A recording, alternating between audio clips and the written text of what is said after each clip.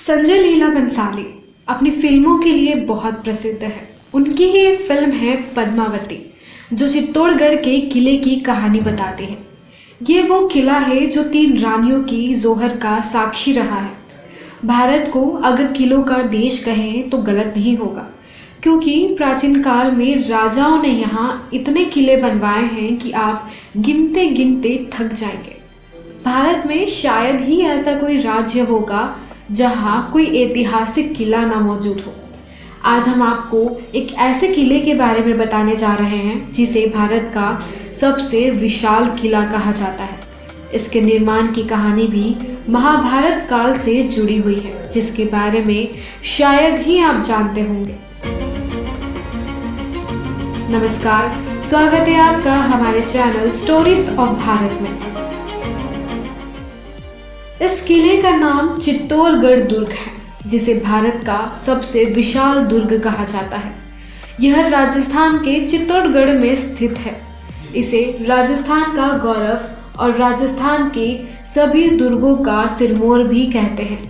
करीब 700 एकड़ में फैले चित्तौड़ के दुर्ग को साल 2013 में यूनेस्को ने विश्व विरासत स्थल घोषित किया था। इस किले पर अलग अलग समय में कई राजाओं का शासन रहा है। 8वीं सदी में यहाँ गुहिल राजवंश के संस्थापक राजा बप्पा रावल का राज था, जिन्होंने मौर्य वंश के अंतिम शासक मानमोरी को हराकर यह किला अपने अधिकार में कर लिया था। इसके बाद इस पर परमारों से लेकर सोलंकियों तक ने भी शासन किया है। करीब 180 मीटर की ऊंचाई पर स्थित इस किले में कई ऐतिहासिक स्तंभ है, स्मारक हैं और मंदिर बने हुए हैं।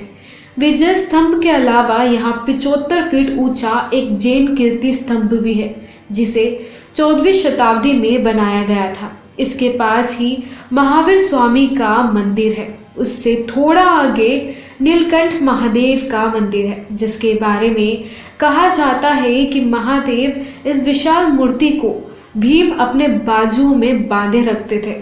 इस विशाल किले में प्रवेश करने के लिए कुल 7 दरवाजे बने हुए हैं। इन सभी को पार करके ही किले के अंदर प्रवेश किया जा सकता है। इन 7 के नाम पांडन पोल, भैरव पोल, हनुमान पोल, गणेश पोल, जोड़ला पोल, लक्ष्मण पोल और राम पोल है।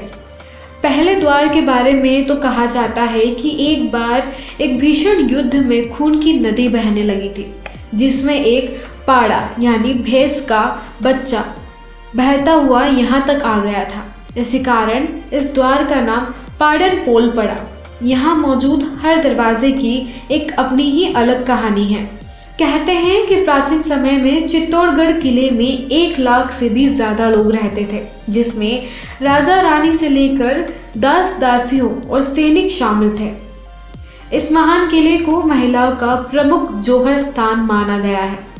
यहाँ पहला जौहर 13वीं शताब्दी में राजा रतन सिंह के शासनकाल में अलाउद्दीन खिलजी के आक्रमण के समय रानी पद्मावती के नेतृत्व में हुआ था। कहते हैं कि रानी पद्मावती और उनके साथ 16,000 दासियों ने विजय स्तंभ के पास ही जीवित अग्नि समाधि ले ली थी।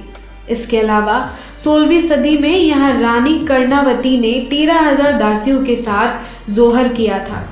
उसके कुछ सालों के बाद रानी फुलंकर ने हजारों स्त्रियों के साथ जौहर किया था। ये भारतीय इतिहास की प्रमुख घटनाओं में से एक है। वैसे तो इस किले का निर्माण किसने करवाया था और कब, इसके बारे में सटीक जानकारी नहीं है, लेकिन कुछ इतिहासकारों का मानना है कि इसे मौर्य वंश राजा चित्रांगद मौर्य ने 7वीं शताब्दी में बनवाया था। इसके निर्माण को लेकर एक कहानी यह भी है कि इसे महाभारत काल में बनवाया गया था। एक बार भीम जब संपत्ति की खोज में निकले थे तो उन्हें रास्ते में एक योगी मिले। भीम ने उनसे चमत्कारी पारस पत्थर की मांग की, जिस पर योगी ने कहा कि वो पारस पत्थर तो दे देंगे, लेकिन उन्हें पहाड़ी पर रातों रात एक किले का निर्माण करना होगा।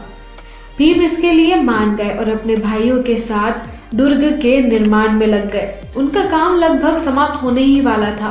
सिर्फ किले की दक्षिणी हिस्से का काम थोड़ा सा बचा हुआ था। इधर योगी किले का तेजी से निर्माण होता देख चिंता में पड़ गए, क्योंकि उसके बाद उन्हें पारस पत्थर भीम को देना पड़ता। इससे बचने के लिए उन्होंने एक उपाय सोचा और अपने साथ रह रहे कुकड़ेश्वर नाम की यति से मुर्ग की तरह बांग देने को कहा, जिससे भीम समझे कि सुबह हो गई है। कुकड़ेश्वर ने भी ऐसा ही किया। अब मुर्गे की बांग सुनकर भीम को गुस्सा आ गया और उन्होंने जमीन पर एक जोर की लात मारी, जिससे वहां पर एक बड़ा सा गड्ढा बन गया। इस गड्ढे को आज लोग लत लताब के नाम से जानते हैं।